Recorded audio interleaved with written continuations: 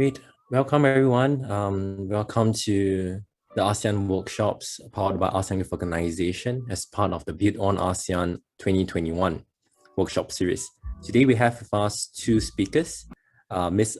Amy from the ASEAN Secretariat, Senior Officer for Education, Youth and Sports Division.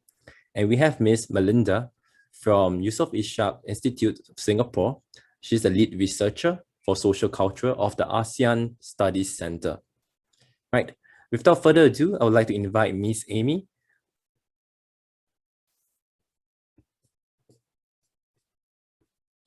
Thank you, Jaren. Let me share my screen and let me know if I'm audible. Sure.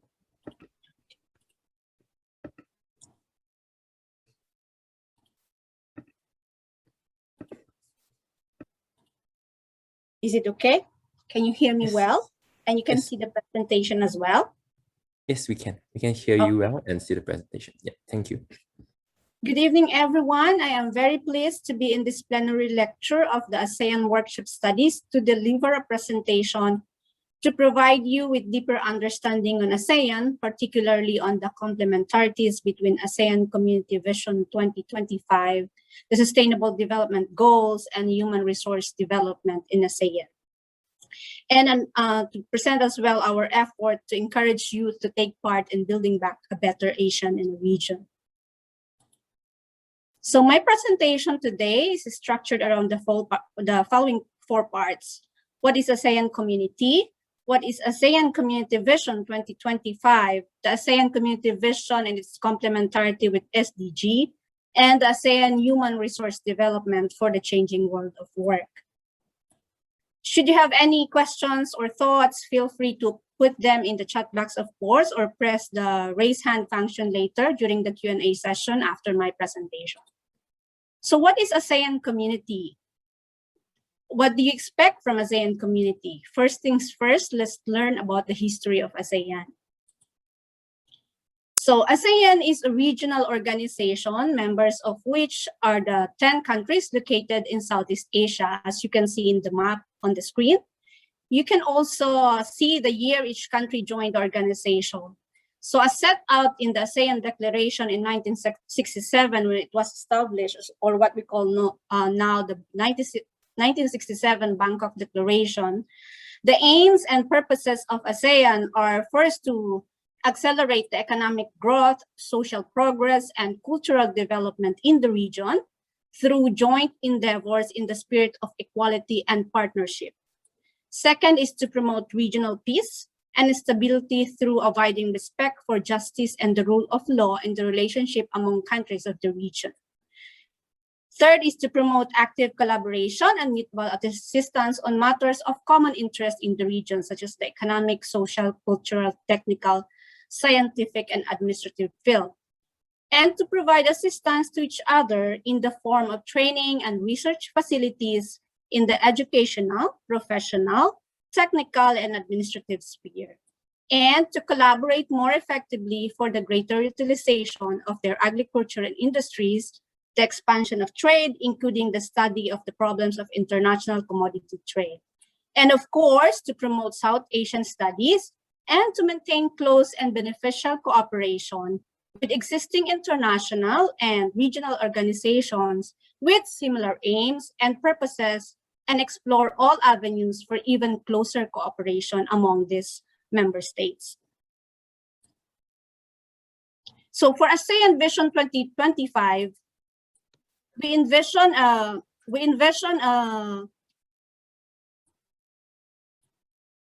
so one of the key milestones of ASEAN since its establishment in 1967 was the establishment of this ASEAN community in 2015, anchored on the three pillars of political security, community, economic community, and social-cultural community. If you recall, in 2015, this is also the year when the Sustainable Development Goal was launched.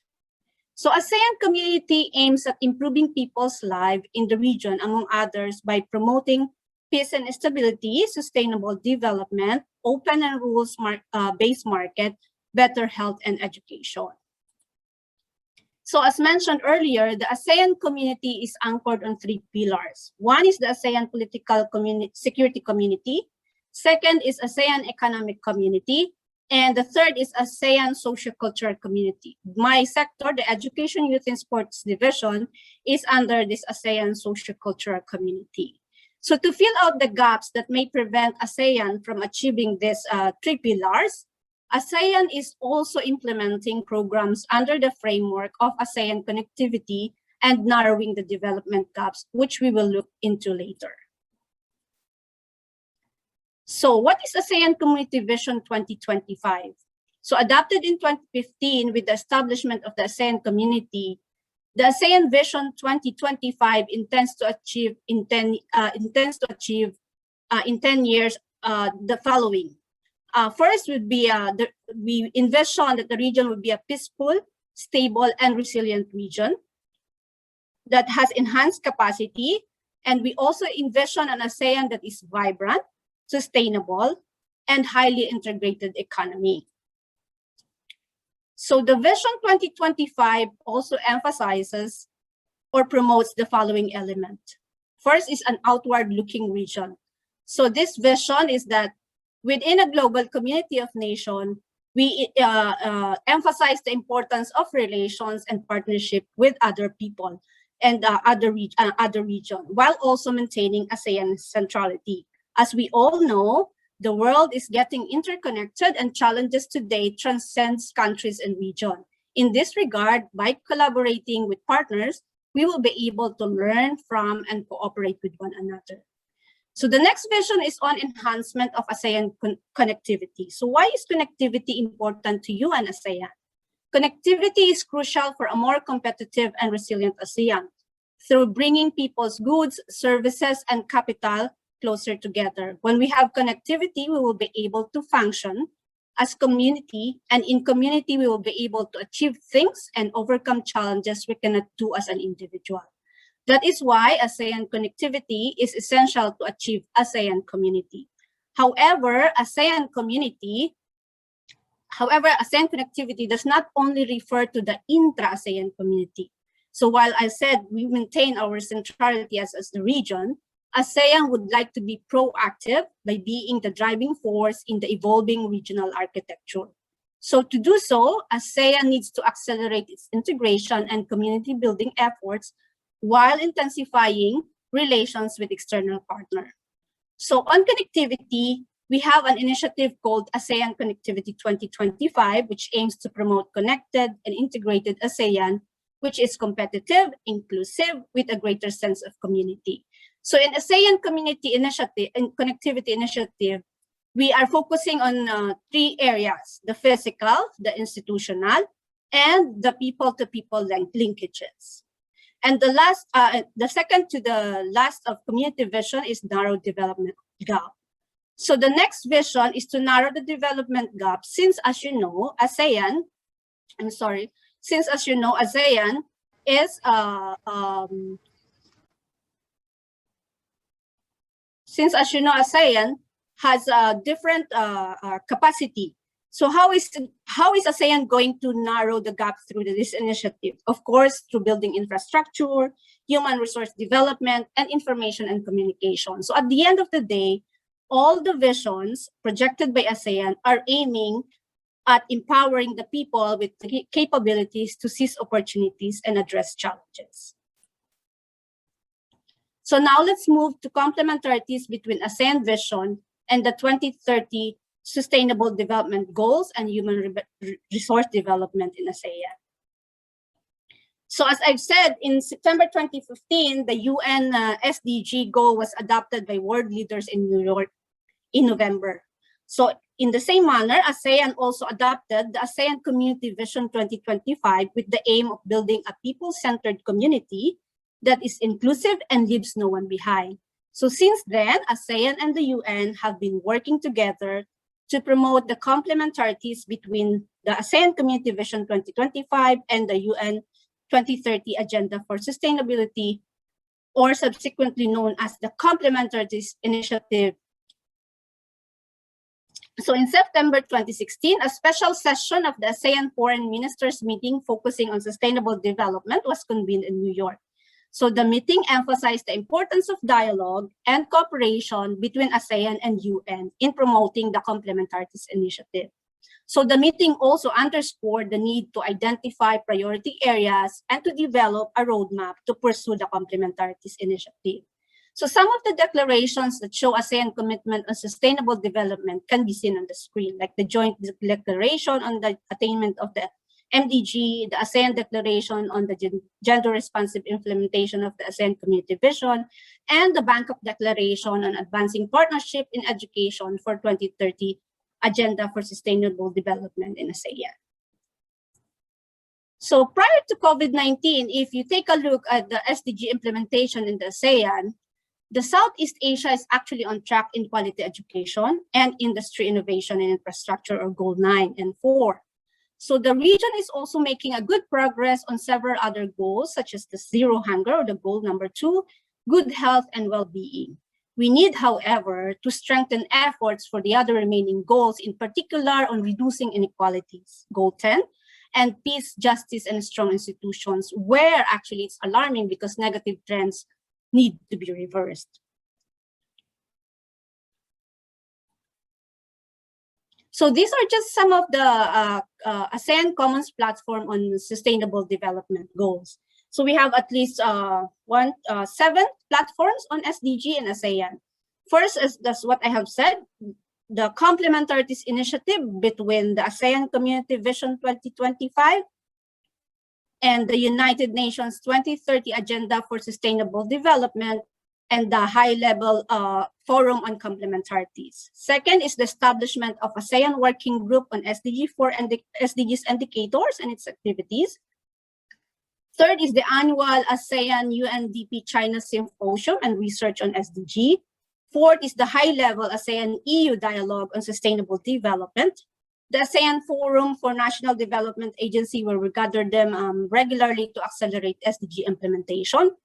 The ASEAN Development Outlook, and the ASEAN Gender Outlook and SDGs in ASEAN, where we look at the women and girls to make sure that no one is left behind. So these are just some of the initiatives in ASEAN that highlights what we are doing on sustainable development goal. So the objective of this ASEAN Common Platform on SDGs are, first, to accelerate and forge ahead the implementation of sustainable development goals at all levels, to promote, of course, and facilitate cross-pillar and cross-sectoral cooperation, to share and exchange knowledge, challenges, and good practices on SDGs implementation, and to provide a platform for multi-stakeholders to actually conduct dialogue and discussions on various aspects of SDGs, including the planning, implementation, localization, reporting, even the monitoring and evaluation. So let me go into detail about this Complementarities Initiative and Roadmap. So since 2017, Thailand and UNESCAP have organized the annual high-level brainstorming dialogues on enhancing complementarities between the ASEAN Community Vision 2025 and the UN 2030 Agenda for Sustainable Development in March each year in Bangkok to discuss how to advance the complementarities.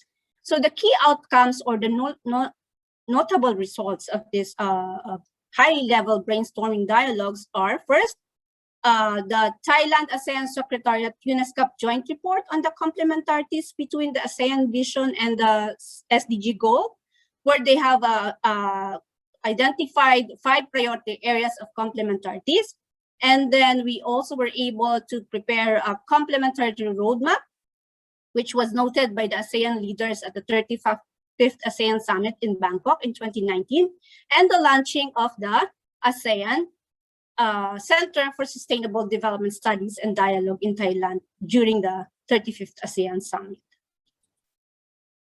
So as I've said, there are 5 areas of complementarities that were identified in the roadmap. One is poverty eradication. Second is infrastructure and connectivity.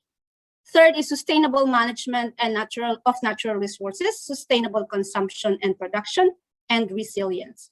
So in relation to the 5 priority areas under complementarity initiative, good progress has been witnessed in some areas such as infrastructure and connectivity. However, special attention is needed with regard to resilient and sustainable consumption and production. So another SDG platform to discuss issues on sustainable development goal is this annual ASEAN-China UNDP Symposium on Sustainable Development Goals, so which we have been doing since 2016. So all SDG symposium provide platforms for government, policymakers, development practitioners, and experts, private sector, academia, and civil society organizations, even community leaders and relevant stakeholders to work together, think together, and share with each other vision, practices, lessons learned, and future plans on the implementation of SDGs to eradicate poverty and pursue sustainable development in ASEAN. Researches with case studies from ASEAN member states on their best or promising practices on SDGs are also being discussed in here, with their evidence and lesson learned on the national implementation specifically of SDG and including the ASEAN Vision 2025.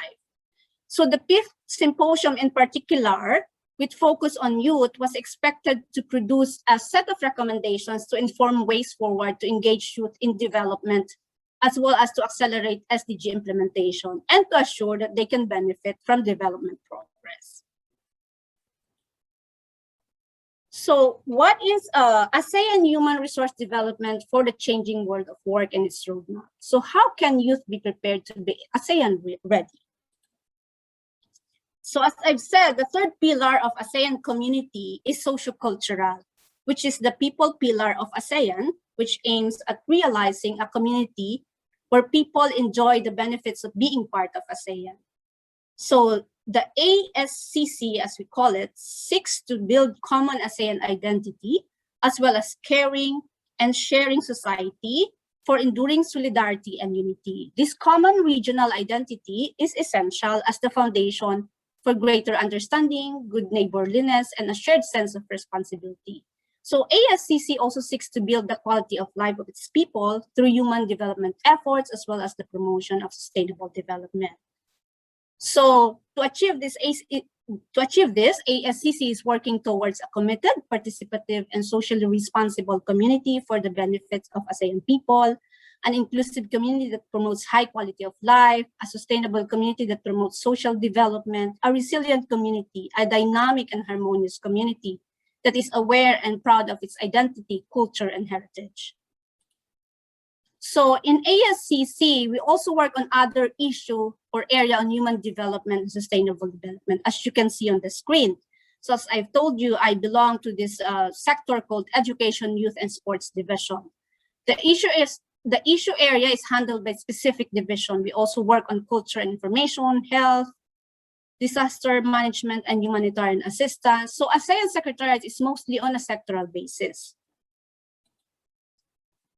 So a prominent issue that is currently faced by all of us, including youth, of course, because of the COVID-19 pandemic. So young people across the world in ASEAN have been disproportionately affected socially and economically by this pandemic in terms of disruption in education and employment.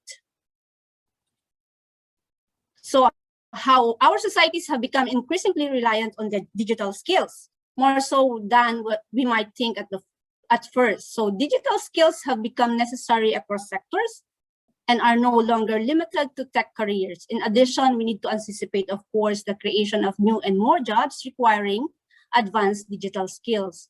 It is clear that training our young workforce to work and thrive in a digital space is vital to the growth of the ASEAN region.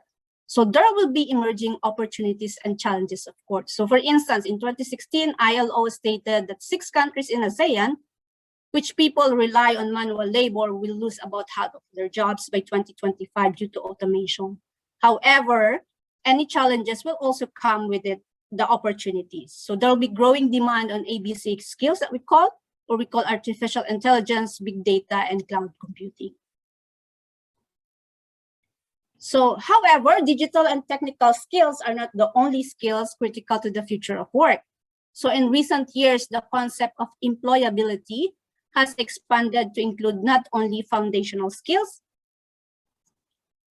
and technical know-how, but also crucial 21st century skills. So tech giants such as Google considers candidates' transversal skills such as communication, teamwork, and problem solving as critical factor in hiring decisions.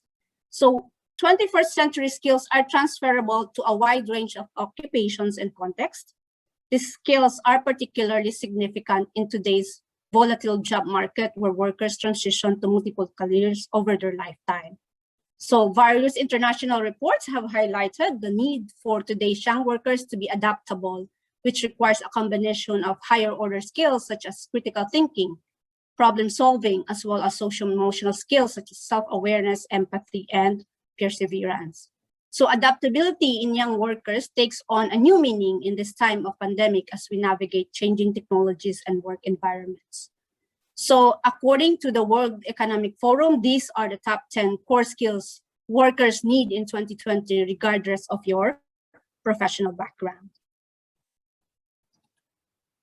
So these skill sets that enable to stay competitive in a changing world and job market is what we call 21st century skills. It is not only about math, physics, and history anymore, but it also includes learning skills, literacy skills, and life skills. So in facing the COVID-19 pandemic, the 21st century skills have become more important since it will enable us to be more resilient and adaptable in facing current and future crises. So these are not the skills that we can learn only through lectures by our teachers, of course. So how do we learn these skills? The good news is that we can learn the skills in our daily activities through our interaction with other people, even by ourselves.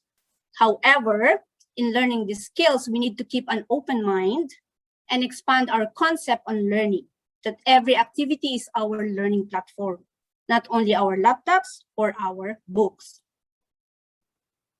So this concept of learning is called lifelong learning, where our learning does not only stop at school, but also embedded in our daily life.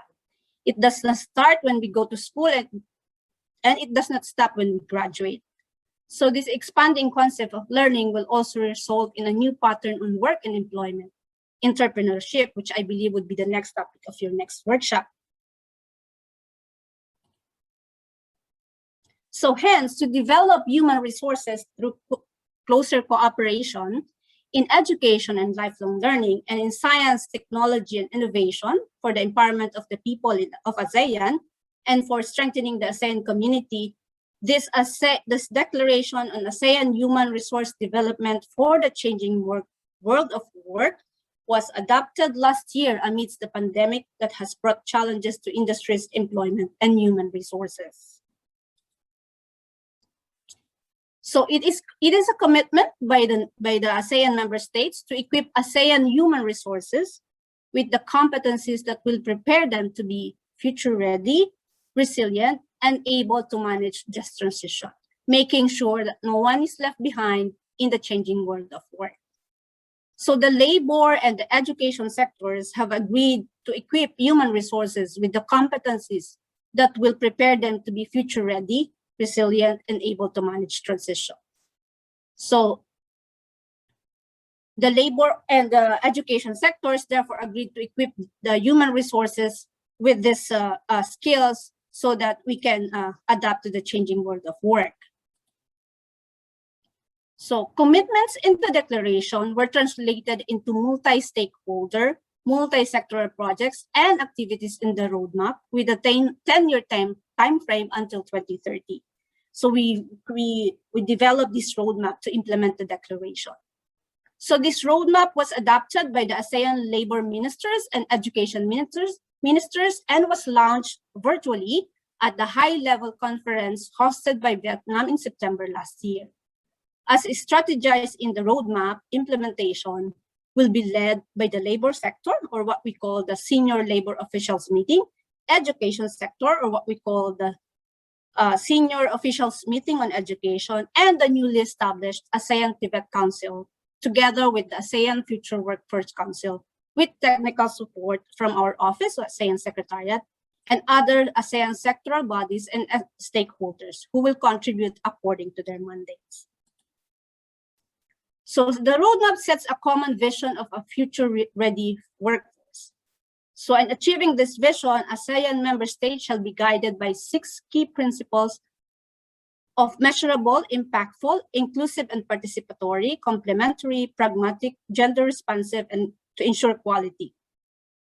There are 4 objectives and 5 target outcomes to be achieved by 2030 and will contribute to the attainment of a common vision.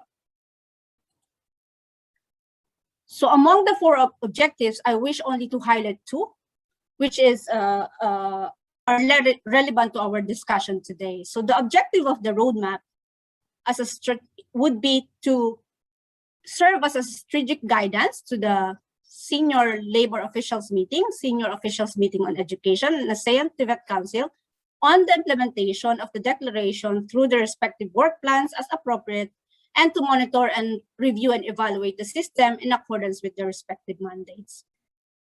So secondly, the objective of the roadmap as program areas for cooperation and coordination and cooperation with other ASEAN external partners. So these are the outcomes of the roadmap. There are 5 outcomes in there. So the roadmap targets 5 outcomes to be achieved by 2030, as you can see on the screen. Comprehensively, the roadmap covers lifelong learning promotion, greater inclusiveness in education and employment, higher competencies, more employment opportunities, and sound HRD policies and financing.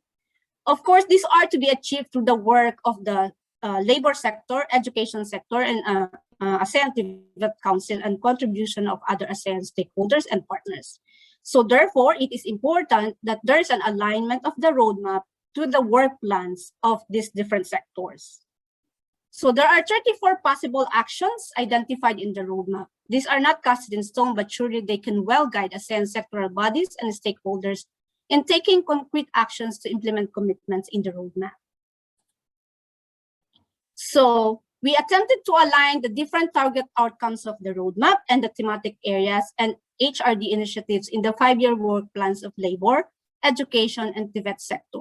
So in general, the 5-year work plans of the labor, education, Tibet sectors are in alignment with these target outcomes of the roadmap and thematic areas and HRD initiatives in the region. So the focus of my presentation is only about education and how it aligns with the roadmap, the HRD roadmap. So the ASEAN Work Plan on Education upholds the principle of quality, equity, and inclusion, and anchored on the lifelong learning framework. These actually principles are the same as SDG 4 for Education 2030, which is to ensure inclusive, equitable, quality education and promote lifelong learning opportunities for all.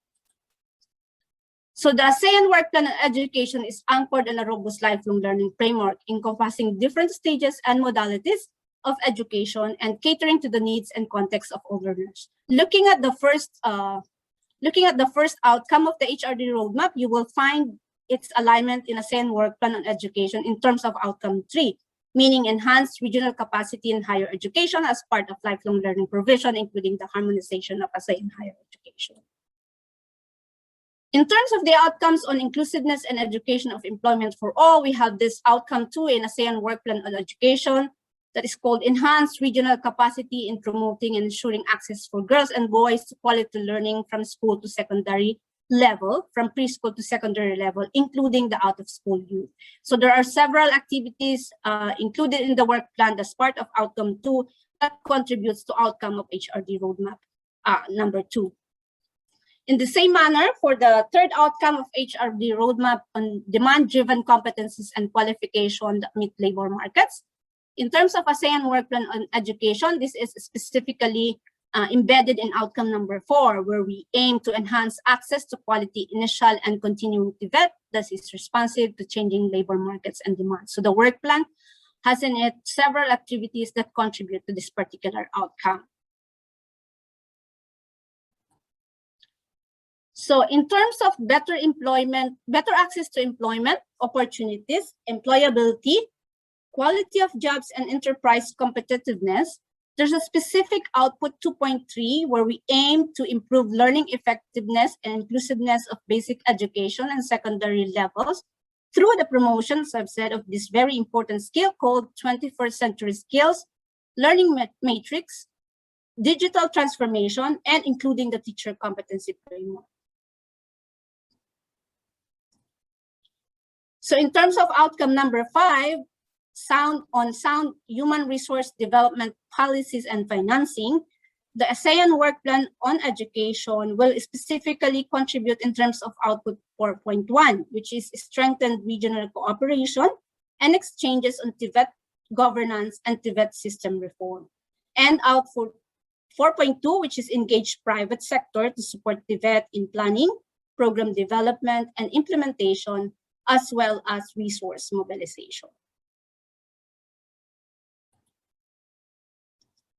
So there's also an ASEAN Work Plan on Youth, actually, 2021 to 2025.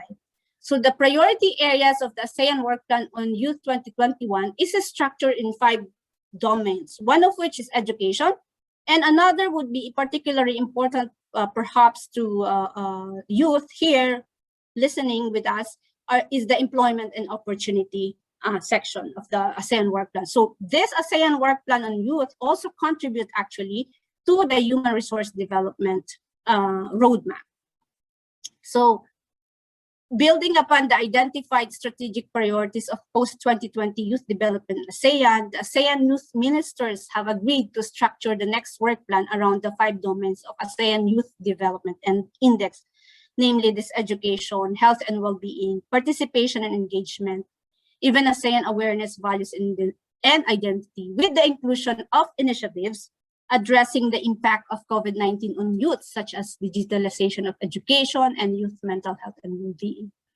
It is crucial that the forthcoming work plan is underpinned by partnership and cross-sectoral collaboration involving multiple stakeholders, including ASEAN member states, partner organizations, and the private sector.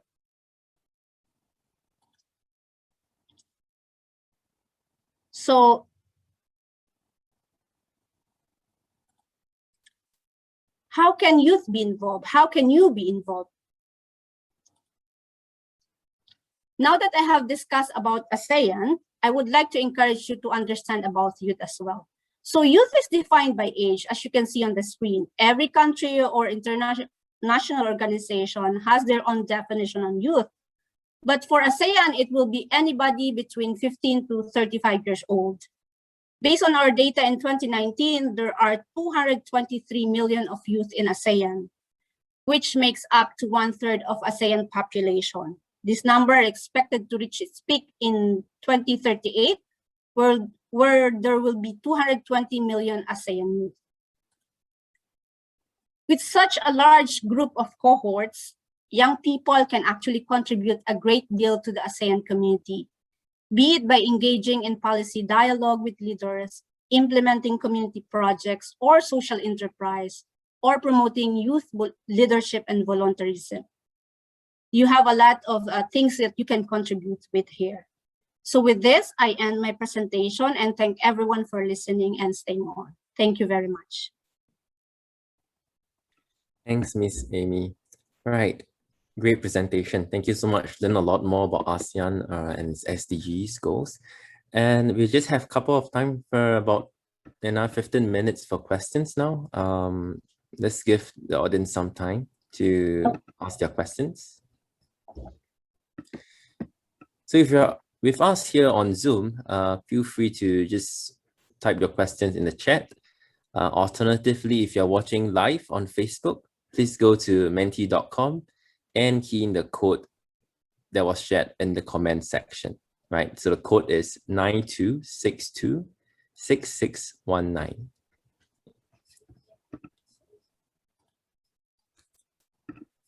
Right, we have our first question. How can we work on ASEAN and be part of this platform?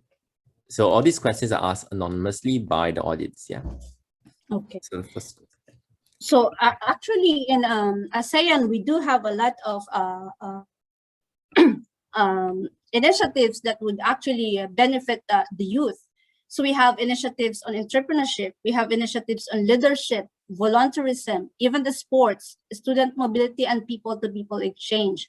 We also have initiatives on scholarships. So perhaps you could take a look at our website in there, the ASEAN website, So where you can find all the initiatives of ASEAN in terms of youth participation. But let me mention, for instance, for entrepreneurship, we conduct this ASEAN Youth Expo regularly in Indonesia.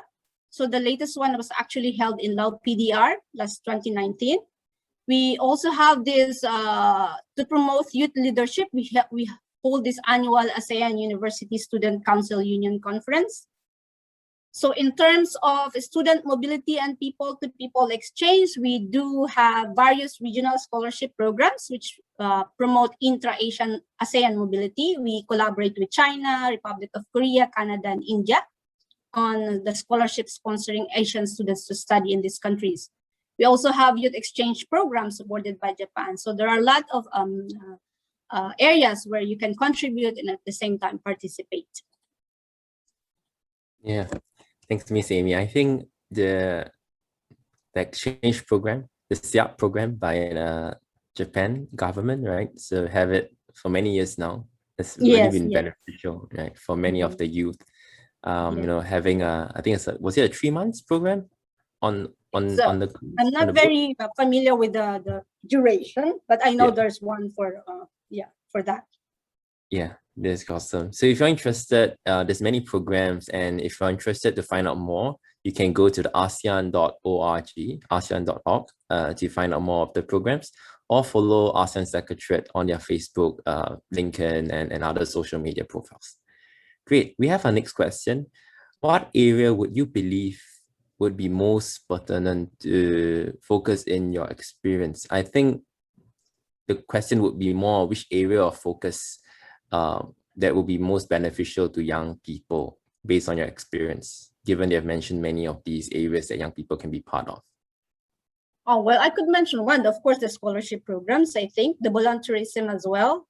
But of course, it depends also on the youth interest, right? So where else can they contribute and where can they participate? And of course, most importantly, to be involved in the discussion, policy discussion. We would usually get representative from the youth. If the voice of the youth is there also, that would be really great. Yeah, of course, you can also, whoever who asked this question, you can also follow ASEAN Youth Organization on our social media profiles. We do have a lot of programs that engage young people all across 10 ASEAN countries. Thank you. Okay, I think we have a similar question on how can we participate in a discussion. How about Miss Amy, let's say after this program and many of them are interested to be involved, are there any upcoming programs that allows discussion for young people at ASEAN Secretariat? We have an upcoming, not a program, but an activity. I know we have lots of programs about youth, which I can, of course, you can directly email us. We already provided, I think, in the slides on how to contact us and the division responsible for youth and sports. But one particular activity that is upcoming is on the webinar on higher education, which is youth-led. So we invited actually several youths to share their experience. What are the impacts of distance learning? Second, how are their experiences in terms of a scholarship program now that's virtual and no physical mobility. So we wanted to also share that experience, get that experience from students who are undergoing this kind of program now, virtual mobility instead of physical mobility. So if you're interested, there's a webinar on that coming on June 30. You can participate as well in there.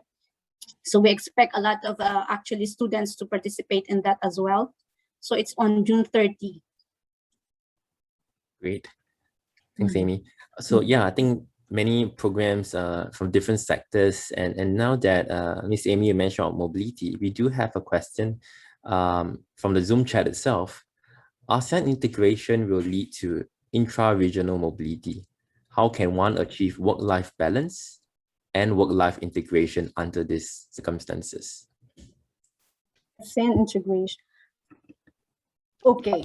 How can one achieve work-life balance or work-life integration?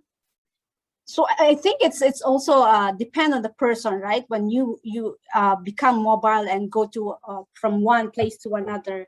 So there are many reasons why a person move from one place to another, right? So it depends on the situation and it depends on your reason as well. But right now, of course, as we all know, because of the COVID-19 restriction, the mobility in the region has been reduced significantly. So that's why we're trying to also find ways how we can continue this intra-ASEAN mobility with this current situation. We have been discussing a lot as well. So among member states, how we can actually cope up with this current situation. Great. Thanks, Amy. Let's see if there's any other questions. So I think in terms of mobility, given that ASEAN is 10 diverse cultures, language, and at different stages of development, right?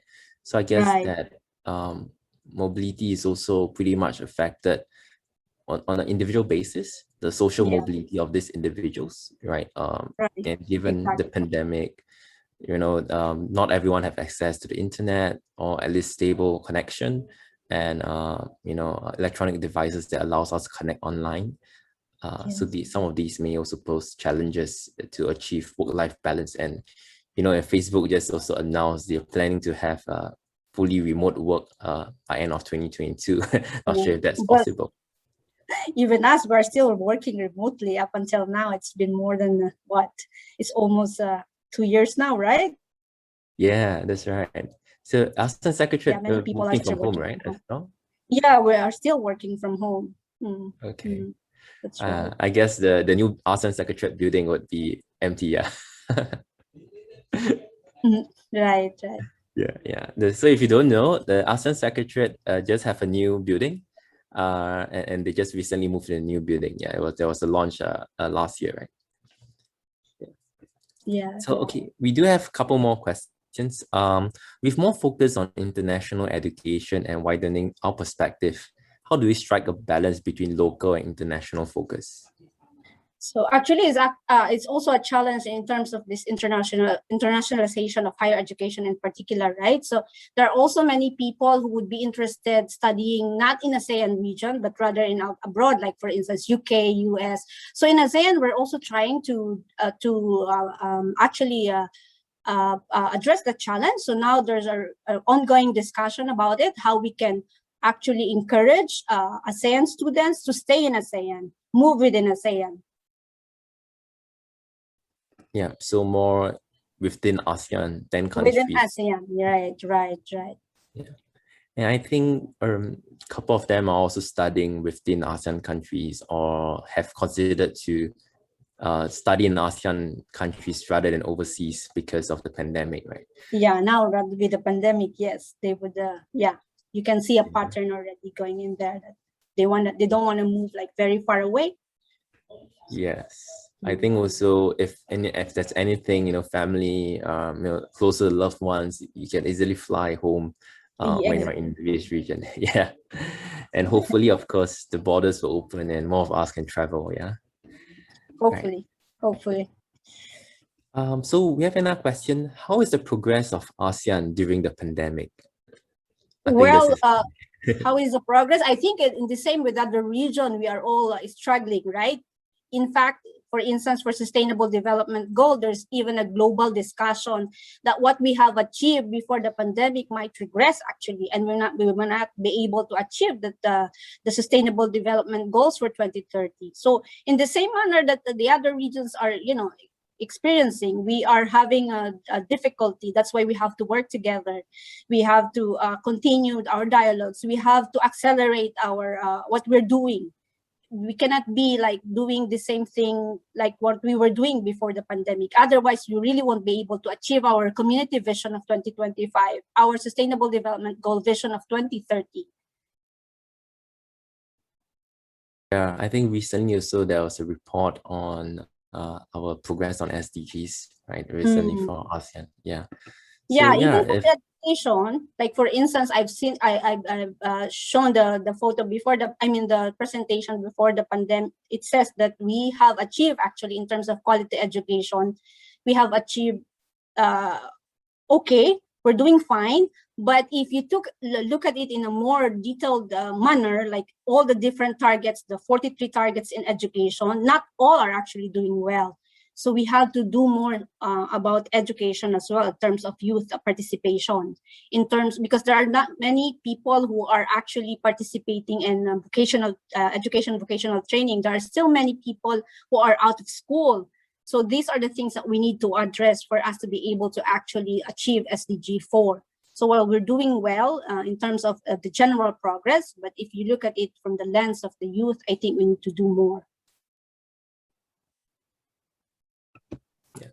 So I think definitely, I mean, for a region of ASEAN, 600 over a million people, to progress is definitely a challenge. And I think we are doing pretty well, given, moving towards the fourth largest economy of the world, right? So I think that's something we have to work together collectively, right? Yeah.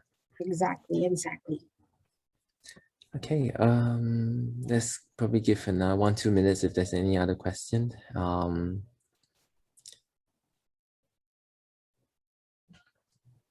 Okay, if another came in, how can we encourage others in achieving the goals of ASEAN at this time during the pandemic? So how can you rally the rest to do so?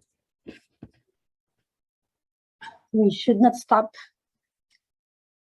providing a platform for people to discuss, especially for the policymakers. They are the ones who are doing policies, who are affecting people, affecting our economy. So I think we should never stop creating a platform for youth as well to participate, to conduct this kind of dialogue, to give their voice. That's how we encourage people to contribute and make a difference for this region. Yeah, I think opportunities for discussions and also for different verticals to initiate conversations, that's very important. I also remember annually we have the entities associated with ASEAN Forum and ASEAN Secretary. Yeah. So yeah, like for ASEAN Secretariat, we don't stop. We continue these meetings, this high-level meeting, high-level policy forum, even if it's very challenging because it's always online. It's different when you do like face-to-face interaction, right? But we cannot stop. We have to continue. We have to discuss. We have to participate. Definitely, right. And I think for the audience, if you're looking for opportunities to participate in this conversation and do something for ASEAN, these series of workshops itself, as part of the Build On Hackathon, you can participate them. I think towards the end of this the 2 workshops today on ASEAN, we'll share a little bit more of the other workshops we have that you can participate in. And of course, the Build On Hackathon would also be a good platform for you to brainstorm, solutioning over these problems in ASEAN and then solve them collectively with your peers. Yeah. Great. Okay. Any other questions? I don't think we have any other questions now. So I think all is good. Right. Thank you, Miss Amy, for your time. We definitely learned a lot from your session. I think especially the progress, which will be covered. I think the reports that was released last year on SDGs, I think that's very significant, given that ASEAN is able to progress during this pandemic. I think we probably have already practicing this since the SARS period, so it's not a new thing to us. So I think that's also a good thing that the region is really together for the second time for pandemic. Yeah. Okay. So I think that's Miss Thank Amy, you very much, Darren. Thank you, everyone. Sure. Thank you, Miss Amy. Thank you for your time. Thank you. Thank you so much, Miss Amy. Thank you. Thank you. Right. Okay. And now I hand over the time to Rustam. Do you want to take over? Yeah. Sure. Yeah, sure. Okay. So after this, we'll be moving on to our second segment. So first and foremost, thank you, Miss Amy, for an insightful presentation. I personally have learned quite a bit from this presentation, actually, about the ASEAN structure and everything about it. Now, with so much information about the socio-economic setting of ASEAN, we also need to factor in the human component in the equation. Now, to provide us this human-centric perspective, we will have our second speaker, the Yusof Ishak Institute of Southeast Asian Studies, to give us a cursory look at the countries.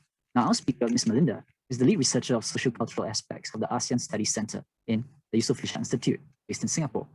Ms. Melinda's research interests revolve around the smart city, urban resilience, and institutional framework and policy, advancing climate ambition in Southeast Asia. Now, Ms. Melinda studied urban planning at Taruma Nagara University, Jakarta, and Columbia University in the city of New York. Now, Ms. Melinda, would you like to share a few words before we officially start? Okay, thank you very much, Rustam. Now I'm going to place my presentation. Can you see it? Yes, Ms. Melinda, we can see. Is it full screen now? Yes, yes it is. All right. Good evening, everybody, and good morning for those of you who are tuned in the other part of the world, especially in Europe and the United States. It's my pleasure to be here with you tonight. Thanks for the Build on ASEAN 2021 Organizing Committee for inviting me. My talk tonight is going to be about ASEAN's progress on the SDGs and really focus on how to leverage climate actions for sustainable development. I believe all of you as solution makers across ASEAN would love to know more about the development context and challenges in our region, so you can develop a meaningful technological intervention during your hackathon. For those of you who are not really familiar about the SDGs were born at the United Nations Conference on Sustainable Development in Rio de Janeiro in 2012. It is the continuation of the Millennium Development Goals, which really allow countries to produce a set of goals that will tackle the urgent environmental, political, and economic challenges facing our world. Unlike the predecessor, the SDGs are much more comprehensive and allow a more cross-cutting framework on development goals. And why the SDGs are important for ASEAN. First, as Ms. Amelia mentioned earlier, that all 10 ASEAN countries are the signatories of the SDGs. And it is written in the 26th Cebu Resolution on Sustainable Development and in the 2015 ASEAN Charter that ASEAN community is committed to the Sustainable Development Goals. And it is important also because it is one of many methods to evaluate ASEAN socio-cultural community blueprint. Ms. Amelia has mentioned earlier that the ASEAN socio-cultural community blueprint, or the ASCC, is getting more complex. It includes now human rights sector, it includes environmental stewardship, it includes education, and so on. And it is very important also because it helps ASEAN countries to analyze cross-cutting issues on regional socio-economic development. There are 17 interlinked global goals designed to be a blueprint to achieve a better and more sustainable future for all. These include no poverty, clean water and sanitation, climate action, quality of education, and many others. So how's ASEAN's progress in achieving the SDGs? The report from UNESCO highlights that ASEAN is on track on goals 4 and 9, which are quality education and industry, innovation, and infrastructure. For instance, the statistics indicate that the proportion of population covered by a mobile network improves quite significantly. ASEAN does quite well as well on Goal 2 and Goal 3, which are zero hunger and good health and well-being. The data shows that, for instance, the prevalence of malnutrition is decreasing. The malaria incidence among ASEAN countries has also reduced significantly. Unfortunately, negative trends still appear on goals 10 and 16, which are reduce inequalities and peace, justice, and strong institutions. So these are the snapshots of ASEAN's key achievements over the last 2 years, or over the last 3 years, I guess. As you can see here, poverty and unemployment is decreasing quite significantly. Women participation in parliament is increasing. ASEAN teachers have also enjoyed more participation in organized learning or training. They also get better facilities in school. But despite a lot of progress has been made on the socio-economic development side, unfortunately, the efforts to protect the environment are still lacking in our region. Here, ASEAN still has a quite high number of deaths related to natural disasters. And we can see also efforts to conserve the region's forests remain poor. And despite the region's renewable energy supply is increasing, the utilization of renewable energy by consumers remains poor.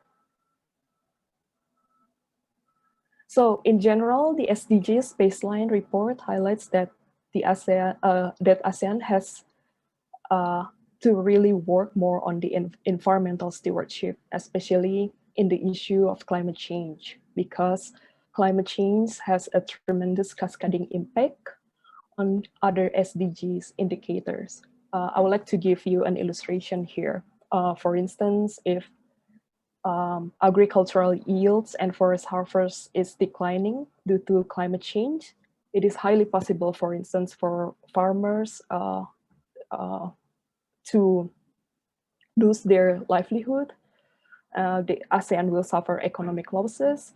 And for instance, if climate disaster happens more frequently in the coastal areas, it will reduce the availability of clean water and destroy ocean biodiversity, and possibly would affect the livelihood of the fishing community. However, some SDGs indicators could also affect the drivers of climate actions.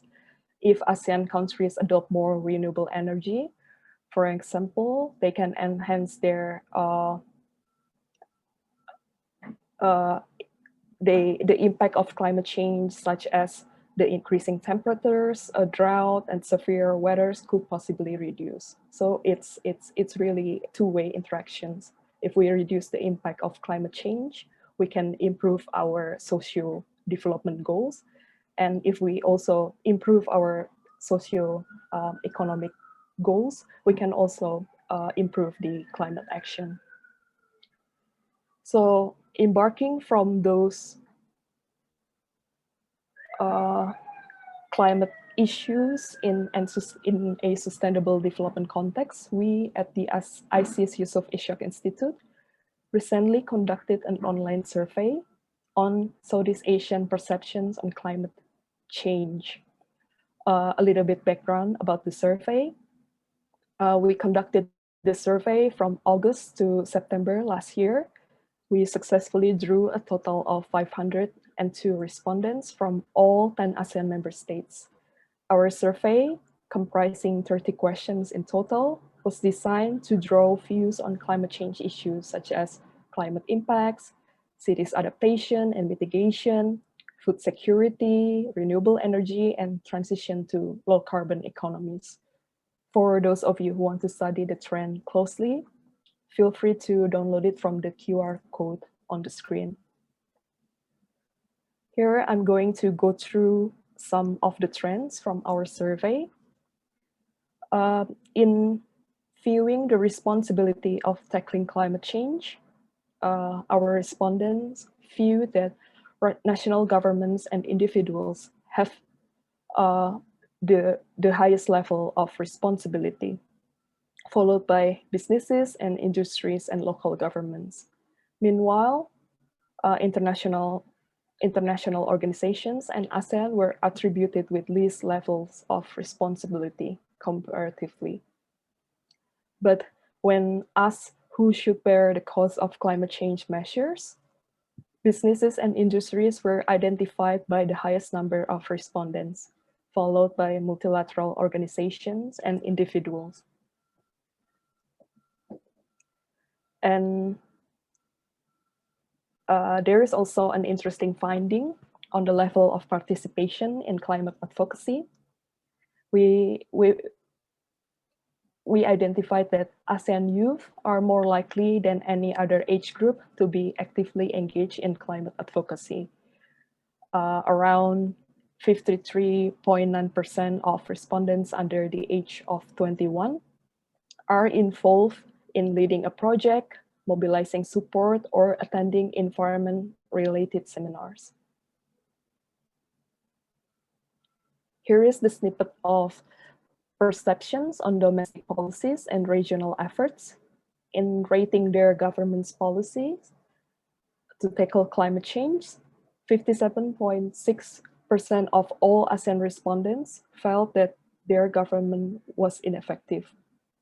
Opinion understandably differs greatly between countries. Cambodia, Indonesia, and the Philippines are the most certain that their governments were ineffective. Laos and Brunei respondents appear to have the most approval for their government's climate policies and action. Singapore respondents were almost equally split between the three responses, with around a third selecting each option. In the perception of regional cooperation, ASEAN as a whole is almost evenly split in their responses when assessing that ASEAN is working together effectively to tackle climate change. Certain countries such as Laos, Myanmar, and Brunei tend to agree slightly more. In fact, Laos has no respondents that outrightly disagree. Disagreement is little stronger in Singapore and Malaysia compared to ASEAN in general. This trend indicates that there is room for ASEAN to work collaboratively with its member states in addressing climate challenges. And next, the majority of respondents agree that fossil fuel subsidies should be cut, but 23% of them neither agree nor disagree, signifying some uncertainty among them. Among ASEAN countries, Brunei, Laos, and Myanmar respondents are especially against cutting fossil fuel subsidies. However, Brunei is also the most ambivalent on the issue, more so than ASEAN as a whole. On the other hand, Cambodia respondents show by far the most agreement for cutting fossil fuel subsidies, followed by Singapore and Malaysia. Next, respondents generally agree that there is potential for ASEAN countries to tap into renewables, though there is a large gap in levels of agreement in Laos, Myanmar, and Cambodia, compared to that in the Philippines, Malaysia, Indonesia, and Vietnam. It should be noted that none of the respondents disagree with the statement.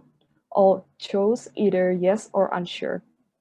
This data demonstrate that no one will deny the potential of renewable energy. Next, 75% of respondents are confident that adopting climate change measures and policy will drive innovation and competitiveness in their own economies. In particular, 89% of Philippine respondents were confident. Only 60% of respondents from Laos and Myanmar were confident. On the other hand, Brunei had the highest proportion of respondents who were not confident.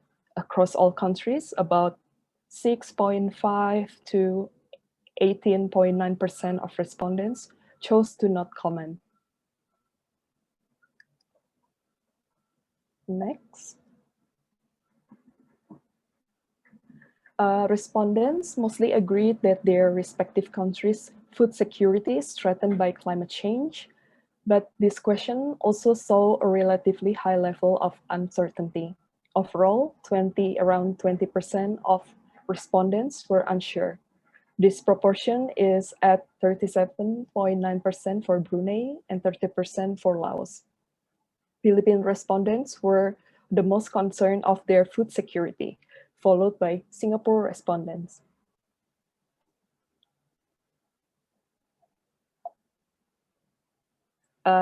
Next, here, we try to analyze whether citizens across urban areas are familiar with their city's mitigation and adaptation plan. We gave 9 examples of each climate mitigation and adaptation measures and asked them to check if their city has those. When asked which climate mitigation measures they have observed in their respective cities, most of our respondents could identify the promotion of public transportation. It was top choice, especially in Singapore and Greater Kuala Lumpur. Recycling measure, including prohibition of single-use plastic, is also popular choice, especially in Bandar Sri Begawan. It is also quite interesting to find that Jakarta metropolitan area has the greatest proportion of respondents identifying installation of bike lanes. Among those cities we observed, Singapore, the city with the most respondents, had the most well-rounded response. Respondents from Singapore were able to observe almost all the mitigation measures we provided, such as vehicle emission control, installation of bike lanes, and renewable energy adoption.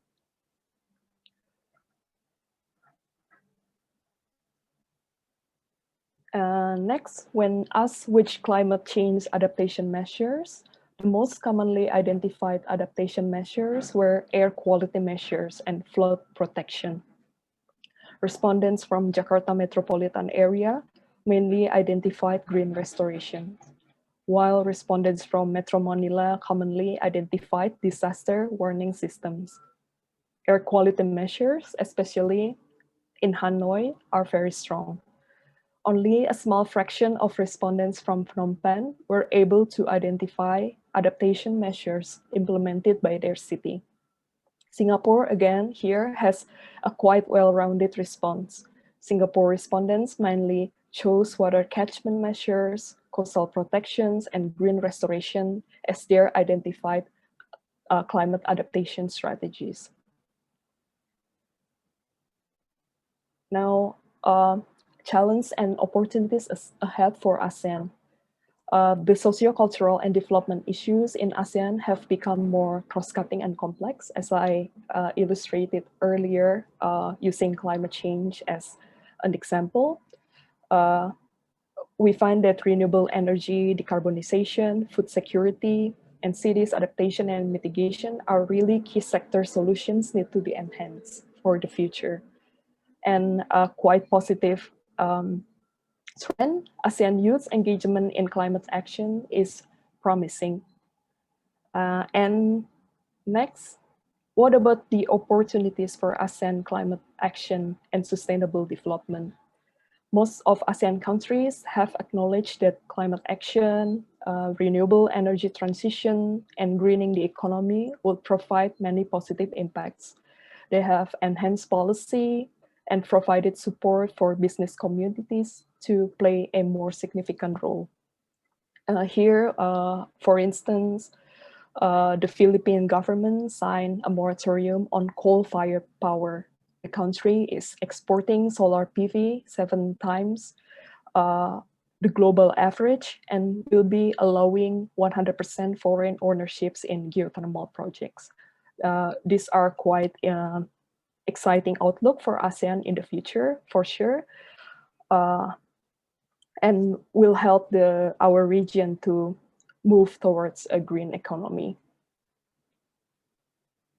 And with that, I would like to finish here. I hope that those trends in the SDGs and climate actions in ASEAN will serve as basic knowledge for you to create more impactful and meaningful solutions. Feel free to ask me if you have any questions. All right. First and foremost, thank you so much, Ms. Melinda, for the presentation. Yeah, I've definitely learned a lot, especially about the climate change plans. Now, Perhaps I can just start off the questions because usually it takes like, let's say 5 so minutes for the questions to start coming in. So as the moderator, I'll just like to give the first question. That's okay with you. So Yeah. my question is because I've actually seen a lot of but like the relationship between climate change and like different areas of health are really correlated. So from at least my understanding in the global setting, a lot of countries, when it comes to their climate change plans, they don't really account for a comprehensive climate change transition, and they just put like a target in their plan. So with that kind of perspective in policy right now, what do you think will be the greatest gap that youths and like us can kind of play in these type of settings? I think it's a really tough question for me to answer for sure. But I think the COVID pandemic really changed our perspective, right, about protecting the environment at large. A lot of economies in our region has introduced the concept of green economies, which is really to build a more comprehensive, a more resilient future while still thinking about forward-looking economies. So I think a lot of positive trends are happening in our region. For example, in the renewable energy transition, now building more solar panels, for instance, hydro energy resources, for instance, is getting cheaper. So definitely there is no excuse for the policymakers or for the business sector to claim that building those renewable energy sources is expensive, and really the fossil fuel is the only solution for our economy. So there is no excuse anymore. Actually, there are a lot of positive trends coming forward to our region. I see. Yeah, thank you so much for that answer actually. So Jiren, do you mind sharing the screen? I think we can jump straight to the questions that have been posed. Okay, great. All right, this is the first question which we have. With climate change affecting, oh, it's actually quite similar to the one I posed earlier. With climate change affecting many SDGs, what do you think will be the most effective way to aid climate advocacy in particular? I think I really admire the youth in our region, especially in their efforts in mobilizing a lot of efforts. We've seen a lot of climate strikes, climate movements through local efforts. For instance, a lot of youths are initiating a lot of community action plans, such as reducing the use of single plastic use, cleaning our ocean. I think those small steps are very important for our region, because ASEAN youth is comprised around 40, or if I'm not wrong, around 30 or 40% of the population in our region. So if the youth is really acting well in climate change, I believe in the next 10 or 15 years, we will see a lot of progress in this sector. Yeah, I actually concur a lot with that sentiment as well. Because if there's anything which can drive change in a policy perspective, it really comes from the people.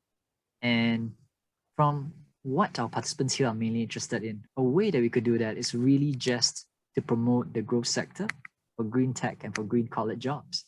So let's say we have more, let's say startups which focus on green tech. I do feel that it will be a more powerful voice and a greater engine for change that we can look forward to in the ASEAN region. Okay, let's move on to the second question, which I think is a bit more controversial. Now, there seems to be growing skepticism about the effectiveness of ASEAN in fighting climate change. What can us as youths do to help in these situations? First, I will suggest that the youth must be energized in the opportunity for the green transformation in the future, because actually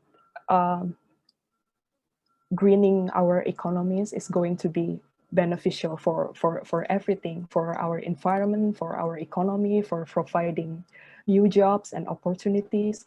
So the youth must be the one who can really leverage a lot of technological platforms, because they are quite well versed to those technological platforms, right? They can easily mobilize by texting their friends, by posting on social media, and they can acquire a lot of positive sentiments globally.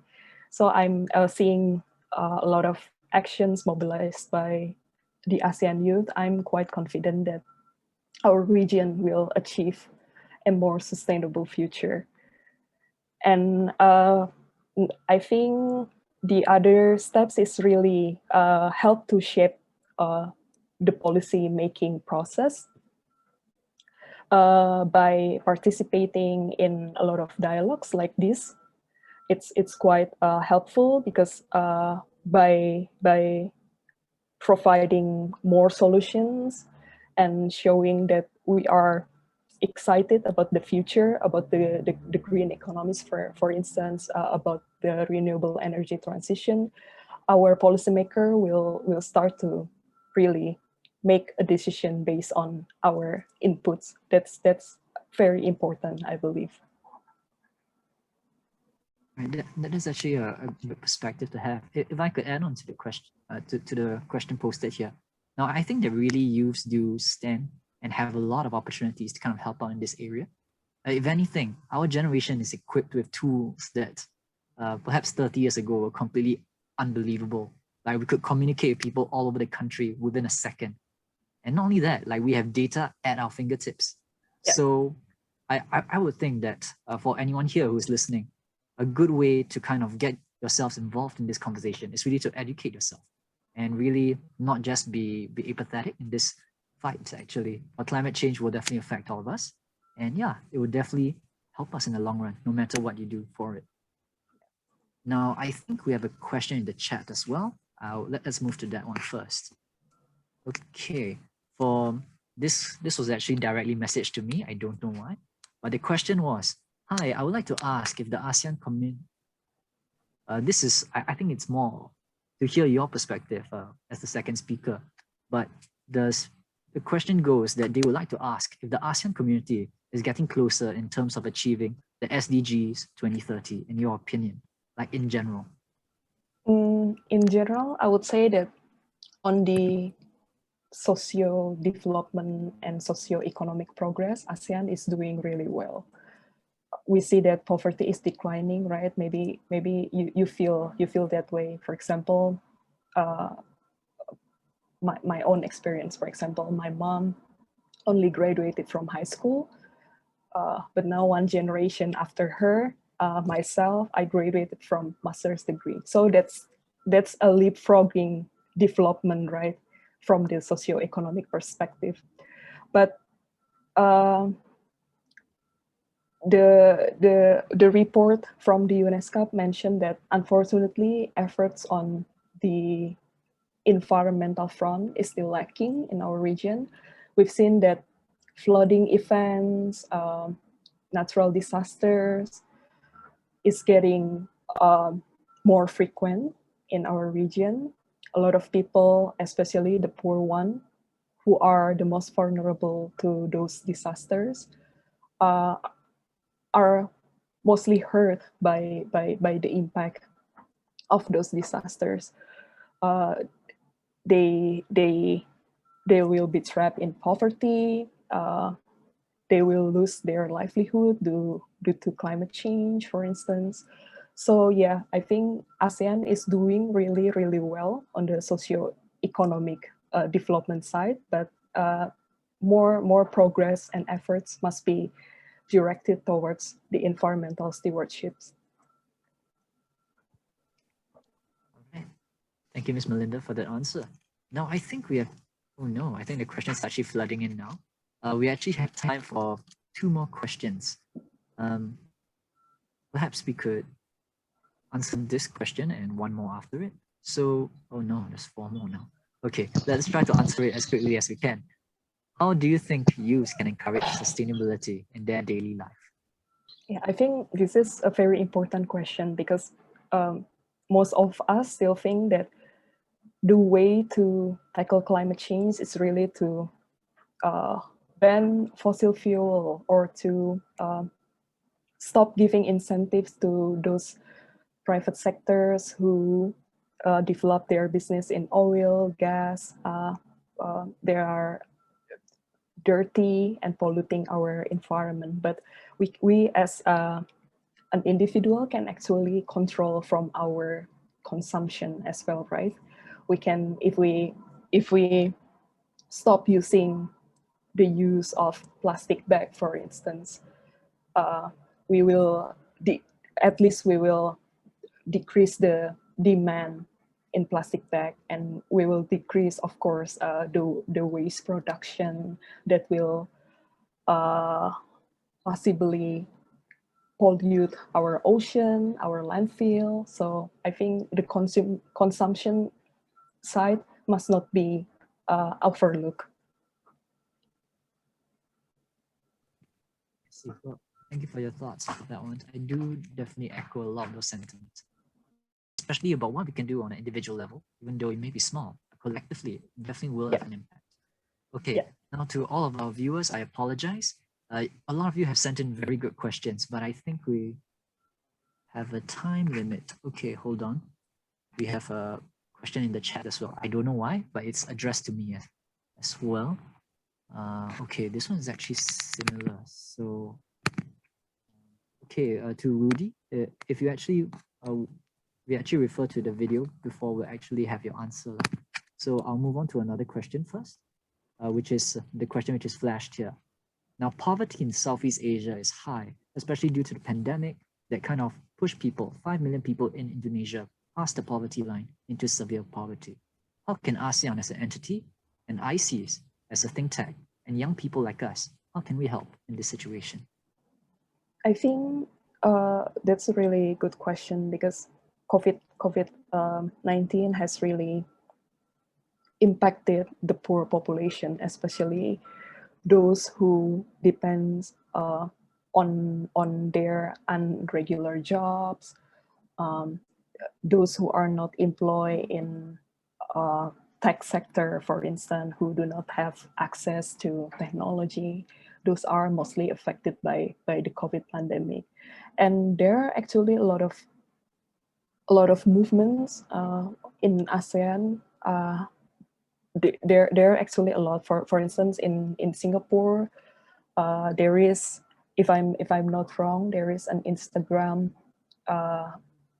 account that is dedicated to help hawker sellers to keep their business afloat during the pandemic. So it is organized by Singaporean youth.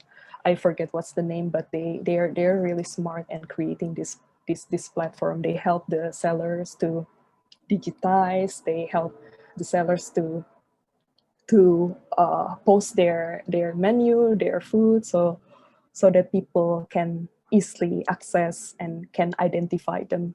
That's a unique way, I would say, to really help the people affected by the COVID pandemic by using technology, by leveraging the opportunities from social media. That's one way to leverage technology. I think I cannot think right now what can young people help, but there are a lot of ways. Maybe Rustam, you can share from your experience. Sure.